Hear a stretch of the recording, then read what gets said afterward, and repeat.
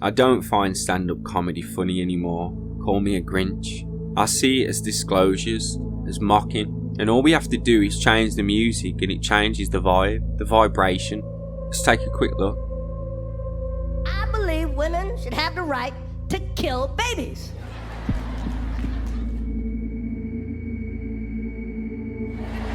I believe you should have the right to kill as many babies as you want.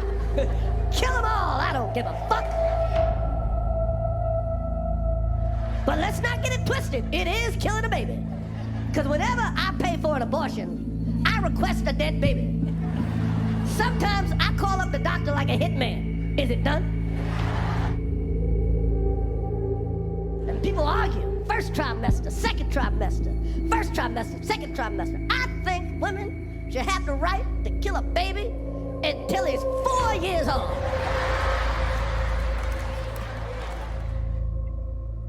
Due to what they're speaking about and it being a joke, we laugh at all the sickness they talk about. We laugh at them mocking us. We laugh at them mocking the world. The word laughter sticks out to me, defined as an action or sound of laughing, a pleasant physical reaction, an emotion consisting usually of rhythmic contractions of the other parts of the respiratory system. Now if we add an S to the front of laughter, you get slaughter. Slaughter defined as the killing of animals for food, which is often associated with screaming. And screaming, the opposite of laughter, ultimately fall hand in hand.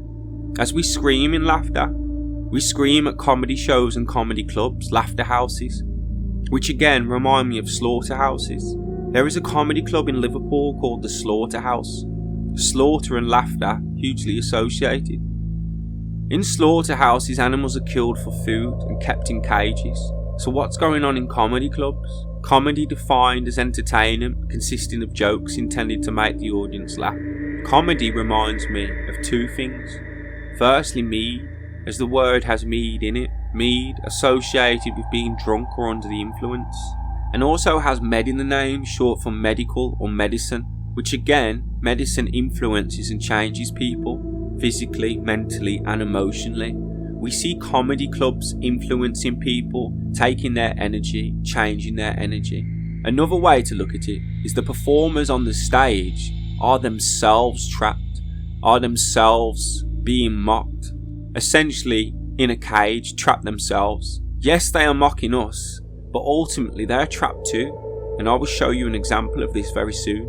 To picture this, all that you have to imagine is a similar scenario to a zoo, when we go and visit the animals in cages, and ultimately they entertain us, but they're the ones in the cages. This would be a similar scenario to Hollywood. The entertainers are ultimately those in cages, ultimately those that are controlled. Remember, food is energy, and in a slaughterhouse they kill animals for food, which is energy. In laughter clubs, they kill you with laughter, kill you with jokes. For me, rather than killing you physically, taking your flesh as energy, they take your actual energy. Taking this further, the question has to be asked, is more happening? Other than the changing of energy, could comedy clubs be an avenue for trafficking on any scale? The capturing, containment and killing of individuals for purposes of cannibalism or ritual sacrifice. And the methods used for killing animals are usually a bolt to the head, we can see as a headshot, or electroshock. And what does entertainment do for us? It electrifies us. The term is generally used a lot through entertainment, electrify, one of the methods used to slaughter an animal. We see in Monsters Inc. the scream is used for energy, but in the end the scream is replaced for laughter as the main source of energy harvested in the Monsters Inc. world. The screaming and now the laughter are caught in capsules.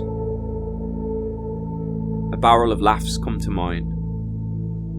When we look at Chris Rock, there's obviously something going on with him. I'll break down the subliminal messaging we see in this movie. Firstly, we see the stage. As explained earlier, these artists are under the control of others. We call these handlers and are in fact trapped themselves. Look at the mirrored cage on the stage. The red lines represent the cage. The red colour is also key, associated mainly with negativity, sex, danger, violence. The mirrors represent him being trapped, and the mirroring means he has alters within him, alters which can be controlled. And he admits being part of the Illuminati. But I ain't take them like normal people, no. That's right, we went on the Illuminati package. That's right, we wasn't out there waiting to meet the characters like everybody else. We backstage chilling with the characters. That's right, I smoked a joint with Goofy. Look, and Minnie gave me a lap dance. Rubbed that big rat ass on me.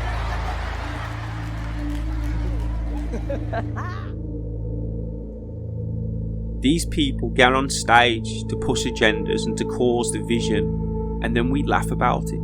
They make a joke, ultimately mocking the traumas and the mishappenings in the world, leading us further away from compassion and the heart. He's dressed in all white, and I see this as surrendering like a white flag. All white, and what I noticed was the white handkerchief or the white towel in his right back pocket. Looking back, the towel or hanky doesn't seem like a towel or hanky, it seems like something that's stitched or velcroed into his back pocket with writing on, but still I continue. Which I first thought was a hanky, so I researched handkerchief code, which is a gay code used by homosexuals in the past. Depending on the colour and what pocket it is in, it means different things. With Chris Rock, his is white and in his right back pocket, which according to the code means he gives handjobs, leading us towards humiliation or him being a sex slave of some sort. Another way I saw it was NFL players, especially quarterbacks in particular, use towels, which is very similar to what Chris Rock is using. Apparently for sweat, but they mostly wear gloves, so this is just a front to cover. He wears 2 bracelets on either wrist, and I see this as cuffs or chains, bracelets representing him being in chains. We see many celebrities wearing bracelets, and there are also ankle bracelets which would represent the legs being binded or chained. He's wearing a necklace that caught my eye. Firstly, it reminded me of an ankh. I googled it and found out it was a love symbol created by Prince the singer. In 1992, Prince used this symbol on his album cover, and in 1993 he changed his name legally to Love Symbol. Now this reminds me of MK and Ultras. The symbol contains the Eye of Ra,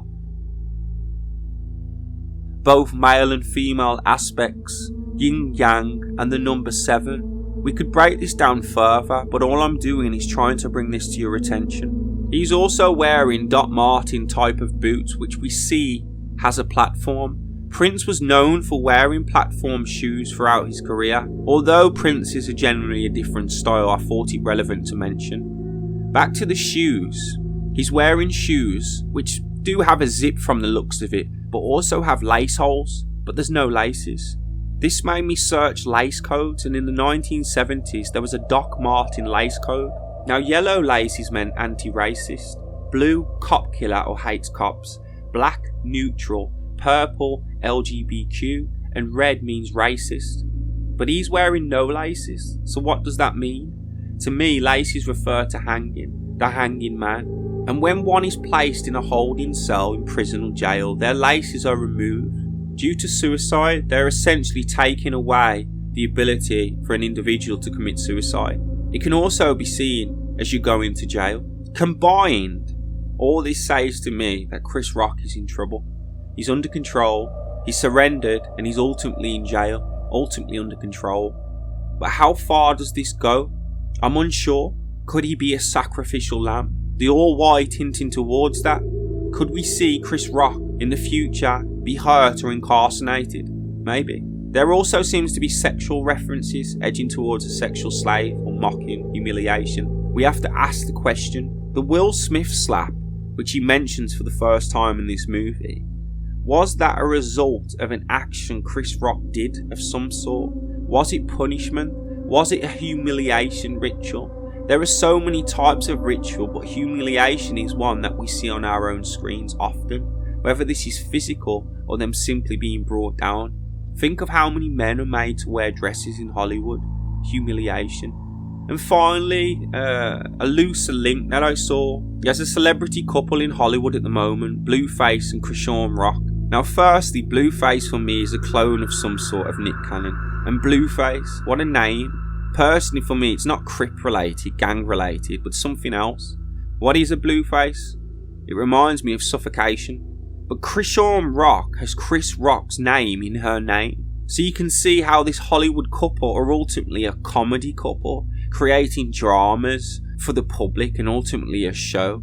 They don't state it's comedy, but the drama and all the issues they are constantly putting on the internet stir the world, create emotion in others, and ultimately show a way of behaving that just isn't acceptable for others to follow. Krishan Rock, with a male name in her name, hinting she's really a male. I would say she's a female version of Chris Rock, but ultimately she's not female, so she's not a female version, but some type of version, some type of comedian, some type of comedy. And ultimately, this isn't far-fetched because we see the relationship she has with Blueface as ultimately being a big show, a comedy show. With everything I've said about this couple, we need to hope that Krishan Rock doesn't turn to Blueface Krishan Rock, ultimately Blueface suffocating her in some way. Let's hope that it's not predictive programming.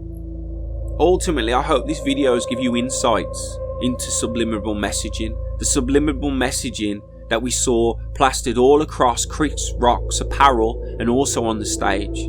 Bringing attention to comedy is actually the mocking, and the people doing this to us are ultimately controlled themselves.